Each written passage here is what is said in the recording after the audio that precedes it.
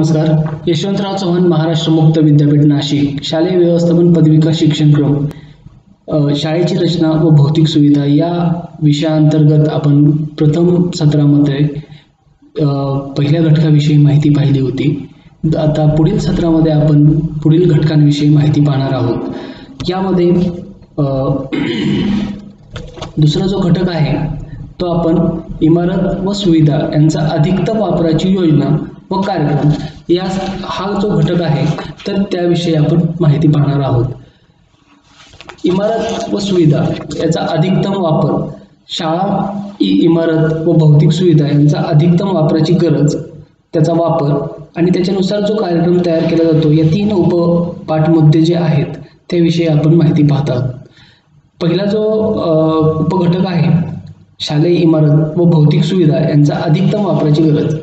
शाळा आज 21व्या शतकामध्ये शाळेचं कार्य फक्त ज्ञानदान करणे एवढंच मर्यादित नाहीये, तर शाळा एक सामाजिक अशी संस्था आहे, समाज परिवर्तनाचं एक साधन आहे. शाळेकडे आज जर पाहिलं तर समाजाची दुसरी बाजू शाळा ही समजली जाते. यामध्ये पाहिलं तर शिक्षणाचा आज वाढता जो आलेख उंचावलेला आहे किंवा शिक्षण घेण्याकडे लोकांचा पाहण्याचा दृष्टिकोन बदलत चाललेला आहे. त्यामुळं विद्यार्थी संख्या खूप वाढलेली आहे. समाजाचा शाळेकडे बघण्याचा दृष्टिकोन सुद्धा बदललेला आहे. त्यामुळं फक्त शाळा ही ज्ञानदान करेल एवढंच इतपतच आपल्याला अर्थ अभिप्रेत नाही, तर ती एक व्यक्ती घडवणार आहे, त्यातनं व्यक्तीतनं कुटुंब घडवणार आहे, कुटुंबातनं राष्ट्र घडवणार आहे. या दृष्टिकोनातनं शाळेला खूप मोठं महत्त्व प्राप्त झालेलं आहे.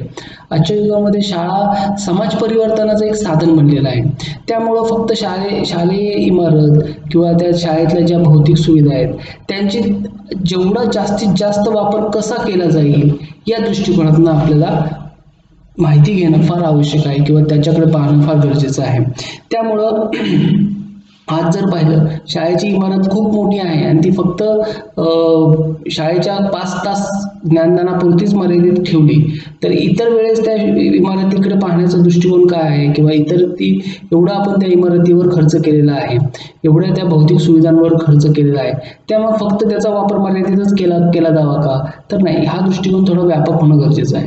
त्याचा कुठेतरी आपल्याला इतर भागामध्ये या भौतिक सुविधांचा, या असेटचा, या फिक्स असेटचा कुठेतरी इतर समाजात ज्या इतर गोष्टींना कारणीभूत होईल किंवा फायदेशीर ठरेल या दृष्टिकोनातून विचार होणं फार गरजेचं आहे. जर पाहिलं तर शाळेच्या ज्या वर्गखोल्या आहेत, वर्गखोल्या जर पाहिलं आज शहरी भागामध्ये एकेका वर्गखोल्यांमध्ये 100 विद्यार्थी आहेत. इथे मात्र मग आपण असा विचार करू शकतो का की सकाळ वर्ग, दुपार वर्ग किंवा 3 शिफ्टमध्ये शाळा किंवा रात्री शाळा अशी एक संकल्पना आहे बघा. रात्र शाळा ज्या प्रौढ जे नागरिक आहेत त्यांनी शिक्षणापासून जे वंचित घटक आहेत त्यांना रात्र शाळेचं एक नियोजन करता येऊ शकतं का, आपली इमारत रात्र शाळेला देता येऊ शकते का, तर अशा पद्धतीने थोडासा विचार होणं फार गरजेचं आहे. त्यामुळं दुबार पद्धतीने शाळा भरवणं किंवा 3 शिफ्टमध्ये शाळा भरवणं, तर वर्गखोल्यांचा असाही इतर उपयोग करता येऊ शकतो. त्यानंतर वर्गखोल्यांचा जो समाजासाठी वापर करता येईल का, त्याच्यामध्ये बघा टायपिंगसाठी किंवा कॉम्प्युटर लॅब, शिवणकाम, बुक बायडिंग, साबण तयार करणे, मार्केटिंग, कॉम्प्युटर शिक्षण देणे, अशा गोष्टींसाठी शाळा कुठेतरी आपल्या वर्गखोल्या भाड्याने देऊ शकतायत का, हा एक त्याच्यातनं मार्ग इतर अधिक वापर करण्यासाठी आपण योजू शकतो. त्याच्यानंतर जे विद्यार्थी थोडे शाळेमध्ये अभ्यासामध्ये थोडेसे मतिमंद आहेत किंवा गतिमंद आहेत, तर अशा विद्यार्थ्यांसाठी आपण एक्स्ट्राचा क्लास घेऊन ती वर्गखोल्या वापरू शकतो का, तर हा एक दृष्टिकोन चांगला विधायक होऊ शकतो. त्याच्यानंतर शाळा बाह्य परीक्षांसाठी काही वर्गखोल्या देता येऊ शकतील. त्यानंतर शाळेचं सभागृह आहे. शाळेचं सभागृह फक्त शाळेच्या सांस्कृतिक कार्यक्रम वर्षातून एकदा होतात आणि त्यानंतर त्या सभागृहाकडे कोणी पाहायला पण जात नाही. तिथे झाडून घेतलं वर्षातून एकदाच झाडून घेतलं जातं, इतपत दुरावस्था आहे. मग हा एवढा मोठा सभागृहावर जो खर्च केलेला असतो तो कुठेतरी वाया जातोय. ते सभागृह जर आपण इतर कारणांसाठी वापरलं, काही ग्रामीण भागामध्ये शाळेचे सभागृह सुट्टीच्या कालावधीमध्ये लग्न समारंभ किंवा सांस्कृतिक कार्यक्रम यासाठी इतर गावातल्या कार्यक्रमांसाठी ते दिले जातात. तर अशा प्रकारे अशा सभागृहाचा अधिक वापर होण्याची कार्यक्रम किंवा योजना आखणं गरजेचं आहे. बऱ्याच वेळा आज कोरोनासारखी परिस्थिती आहे. आपत्कालीन परिस्थितीमध्ये शाळेचं सभागृह जर आपण तसंच मोकळं ठेवलं तर समाजाला त्याचा कुठेतरी उपयोग होण्यासाठी आपत्कालीन परिस्थिती जर निर्माण झाली त्यावेळेस हे सभागृह देता येईल का? बघा, कोरोनामध्ये आज शासनाला बेड तयार करणं किंवा बेड उपलब्ध करून देणं सुद्धा कठीण परिस्थिती आलेली आहे. अशा परिस्थितीमध्ये कुठेतरी शाळा समाजातल्या या समस्येला सामोरं जाण्यासाठी शाळा कुठे मदत करू शकते का? तर अशा या सभागृहांचा वापर तिथे होऊ शकतो. अशा प्रकारे आपल्याला शाळा समाजाच्या विकासासाठी कसं काम करेल किंवा शाळा समाजाच्या कशा फायद्यासाठी कसं काम करेल या दृष्टीने याचा शाळेच्या इतर इमारत आणि सुविधांचा वापर कसा याची योजना करणं गरजेचं आहे. त्यानंतर शाळेची व्यायामशाळा आहे. प्रत्येक शाळेला व्यायामशाळा असावी. बऱ्याच शाळांमध्ये त्याकडे दुर्लक्ष केलेलं दिसून येतं.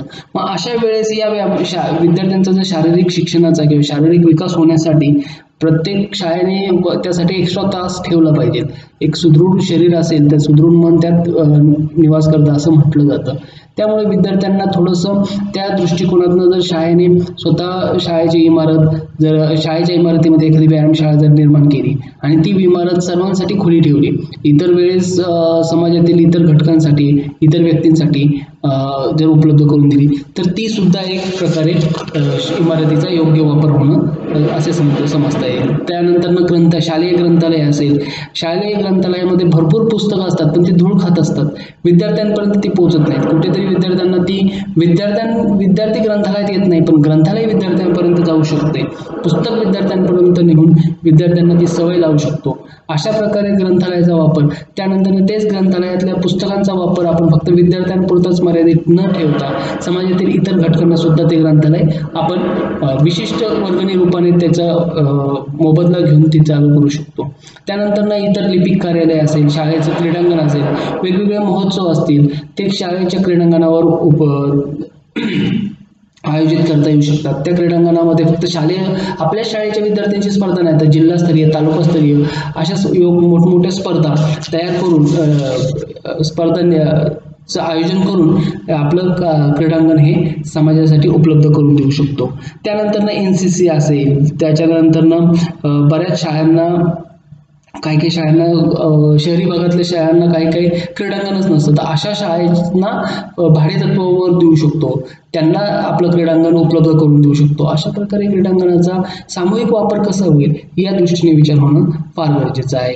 अशा प्रकारे या युनिटमध्ये आपल्या शाळेतली आपली शाळेची जी इमारत आहे आणि इमारतीमध्ये ज्या भौतिक सुविधा आहेत त्या भौतिक सुविधांचा समाजातील इतर घटकांना कसा वापर होऊ शकतो या दृष्टिकोनातून शाळेने आणि शाळेतील शिक्षक वर्गाने आणि मुख्याध्यापकांनी त्याच्यावर विचार करणं आवश्यक आहे. तर याच्यानंतरचा जो पुढचा घटक येतोय तो म्हणजे परिसर विकास. हा तिसरा घटक आहे. या विषयातील तिसरा घटक परिसर विकास. याच्यामध्ये काही उपमुद्दे आहेत. शालेय परिसर व शिक्षण प्रक्रिया, प्रवेशद्वार, वरांडा, शालेय उद्यान, परिसर विकासासाठी व सुशोभीकरणासाठी काही योजना व कार्यक्रम. तर यामध्ये शाळेचा एकंदर जर आपण पाहिलं तर नुसती इमारत इथपर्यंत मर्यादित आपण विचार न करता शाळेचा परिसर कसा सुंदर होईल या दृष्टिकोनातून मुख्याध्यापकांनी, शिक्षकांनी आणि विद्यार्थ्यांनी हा विचार करणं गरजेचं आहे. शाळा जर आपण पाहिलं, शाळेची इमारत ज्या ठिकाणी जिथे असते त्याचा आजूबाजूचा जो परिसर आहे त्याला शालेय परिसर असं म्हटलं जातं. आणि हा शालेय परिसर निसर्गरम्य, शांत, अध्ययनासाठी पूरक, प्रसन्न असावा अशा दृष्टिकोनातून जर विचार केला तर तिथे शिक्षण प्रणाली ही म्हणजे सक्सेस झाल्याशिवाय राहणार नाही. त्याच्यानंतर जर पाहिलं शालेय परिसर आणि शिक्षण प्रक्रिया याचा फार घनिष्ठ संबंध आहे. एखाद्या आपल्या विद्यार्थ्यांना शाळेमध्ये अभिरुची किंवा इंटरेस्ट वाढला पाहिजे. शाळेत घरी न राहता त्यांना शाळेत येण्याची गोडी लागावी यासाठी शाळेचा परिसर कसा असला पाहिजे, प्रसन्न असला पाहिजे. त्याच्यामध्ये शाळेत येण्यासाठी विद्यार्थ्यांची शारीरिक तयारी नाही तर मानसिक तयारी सुद्धा होणं गरजेचं आहे. विद्यार्थ्यांना शाळेमध्ये येण्याची आवड निर्माण होण्यासाठी शालेय शालेय परिसर हा आपला अट्रॅक्टिव्ह असावा. त्यासाठी शाळेचं प्रवेशद्वार, बऱ्याच वेळा शाळेच्या प्रवेशद्वाराकडे दुर्लक्ष केलं जातं. कुठेतरी तुटलेलं कंपाऊंड, कुठेतरी त्याला भिंत नसते, अशा प्रकारे पण जर विचार केला तर प्रवेशद्वार जर अट्रॅक्टिव्ह असेल तर शाळेमध्ये येणाऱ्या व्यक्तीला, प्रवेश करणाऱ्या व्यक्तीला सुद्धा आल्हाददायक असं वाटत असतं. शक्यतो शाळेला 2 प्रवेशद्वार असावेत, आपत्कालीन परिस्थितीसाठी वापरता येईल अशा दृष्टिकोनातून प्रवेशद्वार असावं. दुसरं प्रवेशद्वार अट्रॅक्टिव्ह असावं, त्याला भिंत असावी, त्याच्या फुलझाडे वगैरे अशी लावलेली असावीत. अशा प्रकारे प्रवेशद्वाराची फार गरज आहे. त्याच्यानंतर हे जे प्रवेशद्वार आहे तेथे विद्यार्थ्यांसाठी पार्किंग वेगळं, शिक्षकांसाठी पार्किंग वेगळं, अशा प्रकारे पार्किंगची व्यवस्था. त्यानंतर थोडंसं गार्डन असेल तर खूप चांगलं, अशा प्रकारे प्रवेशद्वार अट्रॅक्टिव्ह असलं पाहिजे. त्यानंतर वरांडा, शाळेमध्ये जो आपण वर्गखोल्यांमध्ये जाण्या येण्यासाठी जो आपण पॅसेज वापरतो त्याला वरांडा म्हणतात. बऱ्याच वेळा खूप छोटीशी अशी बोळी न वरांडा, म्हणजे 1-2 विद्यार्थी बसतील एवढीच जागा वरांड्यासाठी असते. तिथून विद्यार्थी डोकावून खाली बघण्याचे चान्सेस असतात. 2 मजली 3 मजली इमारत जरी असली तरी तिथे ते वरांड्याचा पॅसेजला फार कमी जागा दिली जाते. असा वरांड्यामध्ये बऱ्याच वेळा काय होतं की विद्यार्थ्यांना आपत्कालीन परिस्थितीमध्ये फार अवघड होऊन बसतं. तर त्या अशा वरांड्याची साधारण जी रुंदी आहे ती 2 मीटरपेक्षा कमी नसावी, 2 मीटरपेक्षा जास्त अशी रुंदी असावी. प्रशस्त असा वरांडा असावा. त्याच्यानंतर त्या वरांड्याच्या आजूबाजूला भिंतीला वेगवेगळे सुविचार लावलेले पाहिजेत, वेगवेगळ्या महापुरुषांचे फोटोज असले पाहिजेत, गुणवंत विद्यार्थ्यांचे फोटो असले पाहिजेत. त्याच्यानंतर अट्रॅक्टिव्ह असं दररोज तिथे ब्लॅकबोर्ड रायटिंग केलेलं पाहिजे. त्यामध्ये वेगवेगळे काच फलक, त्याच्यामध्ये वेगवेगळी माहिती लावलेली पाहिजे.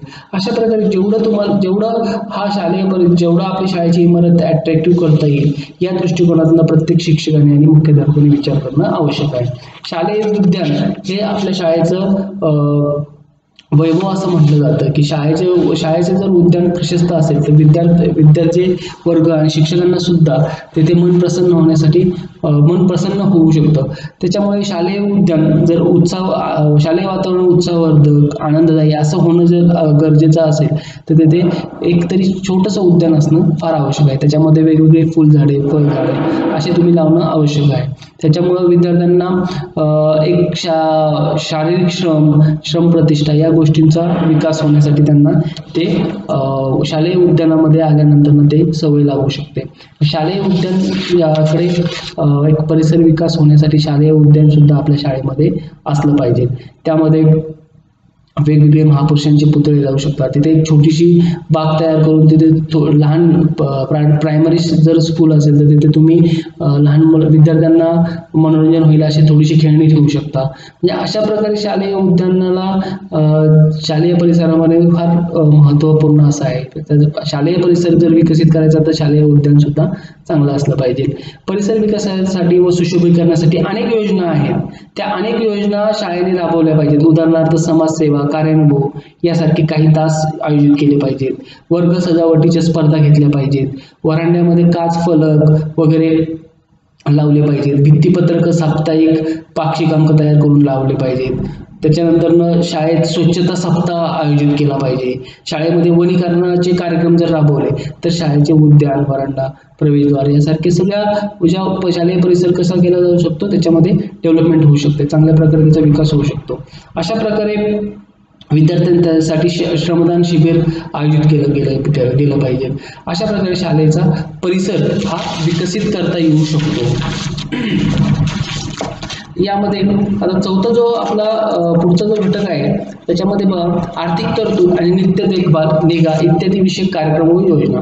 आता आपली जी शाळेची इमारत आहे, शाळेच्या ज्या भौतिक सुविधा आहेत यामध्ये बऱ्याच वेळा काय होतं, प्रायमरी शिक्षण देणारी संस्था बऱ्याचशा शासकीय आहेत. म्हणजे शासनाची जबाबदारी आहे की प्रायमरी शिक्षण तरी दिलं गेलं पाहिजे ॲटलिस्ट. पण थोडंसं माध्यमिक शिक्षणाकडे शासनाची दुर्लक्ष असल्यासारखं आहे. तेथे प्रायव्हेट संस्थाच त्या कार्य करतात, ते ज्ञान देण्याचं कार्य करतात किंवा तेथे प्रायव्हेट संस्थाच आहेत की ते माध्यमिक आणि उच्च माध्यमिक शिक्षणाचं कामकाजाचं कार्य करत असतात. तर तेथे कुठेतरी शाळांना आर्थिक तरतूद होणं गरजेचं आहे. आपल्या जी शाळेची इमारत आहे, आपली जी भौतिक सुविधा आहे, त्या शाळेच्या इमारतीमध्ये वर्गखोल्या आहेत, इतर शैक्षणिक साहित्य आहे, यांची नित्य देखभाल होणं फार गरजेचं आहे. त्याच्यासाठी योग्य त्या कार्यक्रमाची योजना करणं गरजेचं आहे. त्यासाठी शाळांना आर्थिक तरतूद करावी लागते. याच्यामध्ये शासकीय अनुदान मिळतं आणि इतर आर्थिक तरतूद काय विषयी आपल्याला शाळेला कार्यक्रम आणि योजना कराव्या लागतात. त्यानंतरनं या शाळांच्या ज्या प्रायव्हेट शाळा आहेत, ज्या अनुदानास पात्र शाळा आहेत, त्यांचं बरंचसं अनुदान काय होतं, शिक्षकांच्या पगारासाठी गेलं जातं. 80% अनुदान जवळपास शिक्षकांच्या पगारासाठीच गेलं जातं आणि राहिलेले 20% कुठेतरी इमारत आणि त्यांची क्रीडांगण, इतर भाडेतत्व किंवा घेतलेले इतर साहित्य यांच्यासाठी ते वापरलं गेलं जातं. तर अशा प्रकारे जर पाहिलं तर एकतर हे आर्थिक शाळांसाठी जे आर्थिक गोष्टीचे जे सोर्स आहेत त्याच्यामध्ये एक तर शासकीय अनुदान आणि दुसरं म्हणजे विद्यार्थ्यांची फी, अशा दोन गोष्टीतनंच त्यांची आर्थिक गरज ही भागवावी लागत असते. तर येथे कुठेतरी त्यांनी अन्य मार्गाचा विचार करणं फार गरजेचं आहे. त्यासाठी काहीतरी वेगवेगळ्या तरतुदी करणं गरजेचं आहे, वेगवेगळे कार्यक्रम राबवणं गरजेचं आहे. उदाहरणार्थ जर पाहिलं, समाजातील काही धनिक लोक असतात, काही उद्योगपती असतात, ते उद्योगपती त्यांना शाळेचे सामाजिक कार्य करण्यासाठी त्यांच्याकडनं देणगी स्वरूपात ते शाळेला मदत करू शकतात. किंवा असे काही लोक असतात की त्यांना काहीतरी समाजासाठी करण्याची गरज असते, यांच्यापर्यंत पोहोचून शाळेने त्यांच्यापर्यंत जाऊन त्यांना शाळेतल्या ज्या उणिवा आहेत, समजा उदाहरणार्थ शाळेला ग्राउंड नाहीये तर, किंवा शाळेला खेळाचं साहित्य मिळत नाहीये, किंवा शाळेला संगणकची लॅब नाहीये, तर अशा वेळेस यांच्याकडनं मदत घेणं शाळेनं योग्य मार्ग असा दिसून येऊ शकतो. त्याच्यानंतर काही शाळा पूर्वी बघा, महर्षी धोंडो केशव कर्वे यांनी एक महिलांसाठी ज्यावेळेस ते आश्रम चालवायचे त्यावेळेस भाऊबीज गोळा करून त्यांनी आर्थिक तरतूद केलेली होती. त्याप्रमाणे अशा काही व्यक्ती आहेत का की त्यांच्याकडे जाऊन तुम्ही अशा काही योजना राबवता येऊ शकतात का? तर या दृष्टीने त्यांनी मुख्याध्यापकांनी, शिक्षकांनी विचार केला पाहिजे. आपली शाळा कशा प्रकारे आर्थिक सुसंपन्न होऊन कशा प्रकारे तिच्यामध्ये कसे विकास करता येईल या दृष्टिकोनातून सर्वांनी विचार करणं गरजेचं आहे. त्याच्यानंतर जर पाहिलं, शाळेत काही ग्रामीण भागामध्ये बऱ्याचशा शाळेची इमारतीमध्ये ग्रामीण भागातील लोक किंवा सरपंच किंवा जे पदाधिकारी असतील तर ते स्वतः वर्गणी काढून शाळेला मदत करत असतात. शाळेला जागा नसेल तर शाळेला जागा देतात, इमारत बांधण्यास मदत करत असतात. पण अशा वेळेस ही आर्थिक तरतूद ती योग्य प्रकारे त्याचं जी आर्थिक तरतूद केलेली आहे त्याची योग्य प्रमाणे शाळांसाठी ती वापरून आणि त्या ज्या भौतिक सुविधा आहेत त्यांच्यामध्ये सुद्धा वेळोवेळी नित्य बदल त्यांचे देखभाल करणं गरजेचं आहे.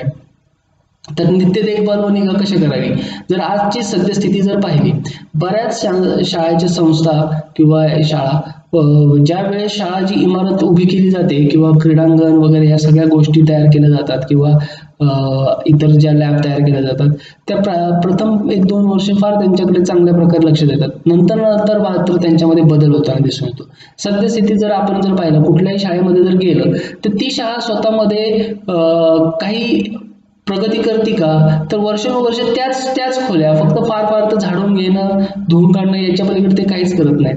रंगरंगटी पण बऱ्याच वर्षानुवर्ष त्या शाळांना होत नसते. अशा वेळेस मात्र जर पाहिलं तर शाळा ह्या एवढा खर्च केलेला आहे, याच्यावर शासनाने एवढं अनुदान दिलेलं आहे, ते कुठंतरी वाया जाते का ही सुद्धा बाब लक्षात घेणं गरजेचं आहे. त्यामुळे नित्य देखभाल करणं, शाळेची नित्य निगा राखणं हे फार गरजेचं आहे. बऱ्याच जर आज महाराष्ट्रातल्या जर शाळा पाहिल्या आपण, त्या शाळांमध्ये आज इंग्लिश मिडियमला मराठी मिडियमसाठी स्पर्धात्मक युग असं निर्माण झालेलं आहे. मराठी मिडियमच्या शाळा आणि इंग्लिश मिडियमच्या शाळा फक्त इन्फ्रास्ट्रक्चरवर लोकांना किंवा विद्यार्थ्यांना अट्रॅक्ट करून घेत आहे. एकदम पॉश असा त्यांचं इन्फ्रास्ट्रक्चर उभा करत आहेत. त्याच्या तुलनेमध्ये कुठेतरी मराठी शाळा कमी पडत आहेत. त्यांच्याकडे जागा भरपूर आहे, सगळं इमारत मोठी आहे, सुसज्ज इमारत आहे, सगळं वर्ग खोल्या आहेत, पण बेंचेस तुटलेले, कलर न दिलेल्या भिंती, इथे कुठेतरी लक्ष देणं गरजेचं आहे. अशी सद्यस्थिती थोडीशी बदलली पाहिजे. त्यासाठी शाळेच्या या भौतिक सुविधांची, इमारतीची नित्य देखभाल घेणं आणि निगा राखणं फार महत्त्वपूर्ण आहे. मग यासाठी काय केलं पाहिजे, तर या ज्या शाळेच्या मोडकळीस आलेल्या शाळा आहेत त्यांच्यासाठी पुन्हा निधी उभा करणं, त्या निधीतून पुन्हा ते शाळेची मोडकळीस आलेली शाळा पुन्हा नीट करणं फार गरजेचं आहे. त्याच्यामध्ये जर पाहिलं, उन्हाळ्याच्या सुट्टीमध्ये, दिवाळीच्या सुट्टीमध्ये विद्यार्थ्यांना सुट्टी असते, अशा वेळेस शाळा रंगरंगोटी करणं, पडझड झालेली शाळा नीट दुरुस्त करणं, कुठे पत्रा गळत असेल तर पत्रा बदलणं किंवा गेट वगैरे लावून घेणं, अशा गोष्टी करू शकतात. त्याच्यानंतर मुख्याध्यापकांनी स्वच्छतेविषयी फार देखभाल करणं गरजेचं आहे. नियमित त्यांनी प्रत्येक गोष्टीकडे लक्ष देणं गरजेचं आहे. कोणती वस्तू बिघडली, कुठे कुठे आता काय काय बदल करणं आवश्यक आहे. नेहमी त्यांनी चेंजेस करणं गरजेचं आहे किंवा त्याच्यावर लक्ष देणं गरजेचं आहे. त्यांनी नेहमी परीक्षण केलं पाहिजे. त्यानंतर येणाऱ्या अनुदान, जे शासकीय अनुदान आहे त्याचा योग्य प्रकारे वापर करणं, शाळेसाठी योग्य प्रकारे वापर करणं गरजेचं आहे. त्यानंतर स्वच्छतागृहांची वेळोवेळी काळजी घेणं, नित्य देखभाल करणं गरजेचं आहे. तिथे एखादा कर्मचारी नेमून त्या वेळोवेळी स्वच्छता ठेवणं गरजेचं आहे. पाण्याचे जे टाकी आहेत त्याची नित्य देखभाल करणं गरजेचं आहे. अस्वच्छ जे वातावरण आहे तिथे स्वच्छता करणं गरजेचं आहे. विद्यार्थ्यांना श्रमदानातून शिबिर राबवून त्या ठिकाणी क्रीडांगण स्वच्छता करणं वगैरे अशा गोष्टी. नाही तर खूप मोठं क्रीडांगण आहे आणि त्याच्यामध्ये बऱ्याच वेळा इतर गवत खूप वाढलेलं आहे, त्याकडे दुर्लक्ष, खूप दुर्गंधी झालेल्या आहे, अशा प्रकारे मुकट जनावर आत येत आहेत, तिथे चरत आहेत. तर अशी कुठंतरी ह्या गोष्टी दुर्लक्ष करण्यासारख्या नाही आहेत, तर त्यांच्याकडे लक्ष देणं गरजेचं आहे. त्या ठिकाणी ते चेंजेस होणं गरजेचं आहे. तर अशा प्रकारे शाळेच्या नित्य देखभाल करणं आणि निगा राखण्यासाठी वेगवेगळे कार्यक्रम राबवणं फार गरजेचं आहे. त्याच्यामध्ये मुख्याध्यापकाचा आणि शिक्षकांचा फार मोठा रोल आहे. यांनी सर्वांनी एकत्र येऊन प्रत्येक वेळेस हा स्वच्छतेचा वगैरे या दृष्टिकोनातून शाळा स्वच्छ राहील, आपली शाळा चांगल्या प्रकारे वातावरण राहील या दृष्टिकोनाने लक्ष देणं गरजेचं आहे. प्रार्थना झाल्यानंतर बऱ्याच वेळा 10 ते 15 मिनिटं श्रमदानाचा कार्यक्रम ठेवू शकतो, जेणेकरून विद्यार्थ्यांना श्रमाचं पण महत्त्व कळतं आणि त्यातून आपली शाळा सुद्धा सुंदर आणि स्वच्छ राहू शकते. मला असं आठवतं की खूप लहानपणी आमच्या वर्गाचा एक स्पेसिफिक आमचा टायमिंग असायचा. 5-5 जणांचा गट असायचा. दररोज 5 मुलं येऊन सकाळ दररोज आमचा वर्ग आणि बेंचेस झाडून घ्यायचे. तर अशा प्रकारे जर नियोजन जर केलं तरी शाळा आणि आपला परिसर हा स्वच्छ आणि सुंदर राहू शकतो आणि त्याची निगा सुद्धा योग्य राखली जाऊ शकते. आता त्यानंतरचा जो पुढचा घटक आहे शेवटचा, त्याच्यामध्ये उपलब्ध साधने, सुविधा आणि उद्याची गरज. आता शाळेमध्ये जर पाहिलं तर आपल्याला समाजामध्ये दररोज परिवर्तन होत आहे. शाळेची संकल्पना सुद्धा बदलत चाललेली आहे. पूर्वी गुरुघरी जाऊन ज्ञानदानाचं कार्य किंवा ज्ञान घेण्याचं कार्य केलं जायचं. त्यानंतर त्याच्यामध्ये बदल होत गेले. आता मात्र आपण विद्यार्थी केंद्रित शिक्षण पद्धती आहे, विद्यार्थ्यांपर्यंत पोहोचणं गरजेचं आहे. आता कुठेतरी झाडाखाली शाळा उभी करणं किंवा झाडाखाली शिकवणं ही गोष्ट आता शक्य नाही आहे. त्याच्यामुळे जे काही बदल होत असतील, येणारी उद्या हा नेहमी वेगळाच असतो. कालचा दिवस आहे आणि आजच्या दिवसामध्ये फार मोठा फरक होत चाललेला आहे. विज्ञानाने प्रगती केलेली आहे, ज्ञानात दररोजच्या दररोज बदल होत चाललेला आहे. त्याच्यामुळे काळ बदलला का आपल्यालाही बदलावं लागतं. या नियमांनुसार आपल्याला सुद्धा आपल्याकडे जी साधनं असतील, उपलब्ध जी साधने असतील, ज्या सुविधा आहेत आणि आपल्याला उद्याची काय गरज आहे या दृष्टिकोनातून विचार करणं फार गरजेचं आहे. आता अशा गरज करताना शिक्षण आणि उद्याची आव्हाने, कोणकोणती आव्हाने आहेत आपल्या समोर, तर पहिलं जे आव्हान आहे ज्ञानाची प्रचंड वाढ आणि अभ्यासक्रमावरील भार. आज जर पाहिलं तर दररोज ज्ञानामध्ये दररोज चेंजेस होत चाललेला आहे. शिक्षकाला सुद्धा जे कालचं ज्ञान आहे ते कालबाह्य होतंय आणि नवीन ज्ञान येते. पूर्वीच्या शिक्षकांना संगणकाचं ज्ञान नव्हतं, ते त्याच शिक्षकांना आजचं संगणकाच्या युगामध्ये वावरणं कुठंतरी अनकम्फर्टेबल वाटत आहे की आपण कुठेतरी कमी पडतोय काय. तर अशा प्रकारे त्यांनी ज्या काळानुसार स्वतःच्या ज्ञानामध्ये सुद्धा दररोज बदल करणं गरजेचं आहे. प्रत्येकाने वाहत्या फ्लो प्रमाणे आपल्या ज्ञानाचा वारंवार अपग्रेडेशन करणं गरजेचं आहे. त्याच्यामुळे या ज्या प्रचंड वाढ झालेली आहे, ज्ञानाच्या ज्या प्रचंड वाढ झालेली, दररोज नवीन शोध लागत आहेत. औद्योगिकरण, उदारीकरण यासारख्या संकल्पना रुजू होत आहेत. दररोज नवीन संकल्पना रूढ होत आहेत. या दृष्टिकोनातून आपल्यामध्ये स्वतःमध्ये सुद्धा बदल घडवणं आवश्यक आहे.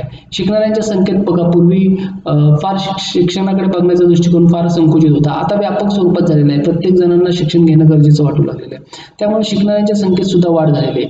अशा वेळेस विद्यार्थ्यांना आज जर पाहिलं तर मूलभूत हक्क आहे, शिक्षण हा एक सर्वांना शिक्षण फ्री आणि तो एक मूलभूत हक्कच प्राप्त झालेला आहे. त्यामुळे शिकणाऱ्यांच्या संख्येत खूप वाढ झालेली आहे. त्या दृष्टिकोनातून उपलब्ध साधने सुविधा ही कुठेतरी कमी पडू लागलेल्या आहेत. एकेका वर्गामध्ये 100 विद्यार्थी बसवणं, गोंगाट होणं किंवा फार शहरी भागात तर फार एक छोट्या जागेत शाळा उभं करणं, त्या शाळेमध्ये अनेक विद्यार्थी संख्या आहे, भरमसाठ विद्यार्थी, तिथे शिक्षक सुद्धा अपुरे पडत आहेत. 100 विद्यार्थ्यांमागे शासनाचा रेशो आहे 30 विद्यार्थ्यांमागे एक शिक्षक आणि इथे कुठेतरी 100 विद्यार्थ्यांसाठी एक शिक्षक, असं कुठेतरी विरोधाभास दिसून येतोय. त्यामुळे शिकणाऱ्यांच्या संख्येमध्ये जी वाढ झाली आहे त्याच्या दृष्टिकोनातून उपलब्ध साधना आणि सुविधा हे सुद्धा बदलणं फार आवश्यक होत चाललेले आहे. समाजाच्या शिक्षणाकडून खूप अपेक्षा वाढलेल्या आहेत. त्यांना जर पाहिलं, शिक्षणामुळे आज शिक्षण समाज परिवर्तनाचं एक साधन आहे. शिक्षणामधून समाजाचं जे परिवर्तन घडवण्याची शक्ती आहे ती कुठेतरी शिक्षणातूनच होऊ शकतं. या दृष्टीने समाजामध्ये आता बदल जसा बदल होईल तसं आपल्या शिक्षण पद्धतीमध्ये सुद्धा बदल होणं आवश्यक आहे. त्यामुळं जे काळाच्या ओघानुसार बदलणं फार आवश्यक आहे. मग ही आव्हानं स्वीकारण्यासाठी काय तयारी करावी लागेल, तर उपलब्ध साधनांचं आणि सुविधांचं पहिल्यांदा नियोजन करावं लागेल. उद्यासाठी काय पाहिजे आपल्याला, आपल्या विद्यार्थ्यांसाठी, आपल्या समाजासाठी शाळेकडनं कोणत्या अपेक्षा आहेत, शाळेच्या परिसराकडनं काय अपेक्षा आहे, तर त्यामध्ये त्या दृष्टिकोनातून बदल घडवणं फार गरजेचं आहे. उदाहरण जर पाहिलं तर शाळेच्या इमारतीची खोली, आता पूर्वी इमारतीची खोली कुठेतरी 2 रूम मध्ये शाळा भरायची, पण आज तसं चालेल का? त्यामध्ये फक्त एक ब्लॅकबोर्ड असायचा. पण आजचा जर पाहिलं, आज संगणकाच्या युगामध्ये डिजिटल स्कूल्सची संकल्पना रूढ झालेली आहे. या डिजिटल स्कूलच्या संकल्पनेमध्ये तुमची 2 रूमची शाळा आणि ही डिजिटल स्कूलची संकल्पना किती विरोधाभास दिसून येतोय. त्यामुळे आपल्यामध्ये बदल घडवणं हे आता गरजेचं आहे. कुठेतरी शिक्षण व्यवस्थेमध्ये बदल घडवणं, शिक्षण देण्याच्या पद्धतीमध्ये बदल घडत चाललेले आहेत. त्याच्यामुळे आपल्या शाळेच्या इमारती कशा असल्या पाहिजेत, सुसज्ज अशा असल्या पाहिजेत, त्या अट्रॅक्टिव्ह असल्या पाहिजेत, त्यांच्यामध्ये अत्याधुनिक सुविधांचा वापर, टेप रेकॉर्ड, TV वगैरे हे सुद्धा जुनं होत चाललेलं आहे. संगणकासारखं डिजिटल क्लासरूम, डिजिटल बोर्ड वगैरे अशा संकल्पना रूढ होत चाललेल्या आहेत. विद्यार्थ्यांना डिजिटल ई-बुक मिळत आहे. पूर्वी फक्त दप्तर ही संकल्पना मागे पडलेली आहे. आता दप्तराविना शिक्षण असं संकल्पना रूढ होत चाललेली आहे. तर अशा गोष्टींना बदल करणं आज आपली गरज होऊन बसलेली आहे. वर्गरचनेमध्ये बदल झालेला आहे. पूर्वी वर्गरचना फार एकमार्गी असे, शिक्षक फक्त विद्यार्थ्यांना नॉलेज द्यायचे किंवा विद्यार्थ्यांना शिकवायचे. पण आज विद्यार्थ्यांच्या सोयीनुसार शिक्षकाला शिकवणं फार गरजेचं आहे. गटचर्चा, कोलॅबोरेटिव्ह शिक्षण या सगळ्या संकल्पना उदयास येत चाललेल्या आहेत. ज्ञानरचनावादावर शिक्षण, विद्यार्थ्यांचं ज्ञान वाढवण्यासाठी विद्यार्थ्यांना त्या ज्ञानाच्या पूरक सुविधा पुरवणं हे शिक्षकाचं जबाबदारी बनलेली आहे. त्याच्यानुसार वर्गरचनेत बदल होत चाललेले आहेत. बदलती अध्यापन पद्धती जर म्हटलं तर व्याख्यान पद्धती सोडून आता प्रकल्प पद्धती असेल, त्यानंतर संगणक साहित्य पद्धती आली आहे. तर ते वेगवेगळ्या नवीन अध्यापन पद्धतीचा अंगीकार शिक्षकांना करणं फार गरजेचं आहे. मुक्त शिक्षणाची सोय, आता जर पाहिलं निरंतर शिक्षण आणि मुक्त शिक्षण ह्या संकल्पना रूढ झालेल्या आहेत. नवीन शैक्षणिक धोरण जसं बदलत चाललेलं आहे. आता 2021 ला नवीन शैक्षणिक धोरण राबवलेलं आहे. त्याच्यामध्ये अमुक शिक्षण पद्धतीमध्ये खूप मोठा बदल करण्यात आलेला आहे. शिक्षणाच्या ज्या संरचना आहेत तीच पूर्णपणे बदललेली आहे. इथे मुक्त शिक्षण आणि निरंतर शिक्षणाला फार वाव दिलेला आहे. विद्यार्थ्यांना कुठेही बसून शिक्षण घेणं हे मिळालं पाहिजे. घरी बसून सुद्धा शिक्षण घेता आलं पाहिजे. असा एक ज्ञानाचा एक वेगळाच मार्ग वेगळा रूट होत चाललेला आहे. अशा प्रकारे निरंतर शिक्षण, मुक्त शिक्षण अशी एक मोहीम सुरू होत चाललेली आहे. त्या दृष्टिकोनातून विचार करणं गरजेचं आहे.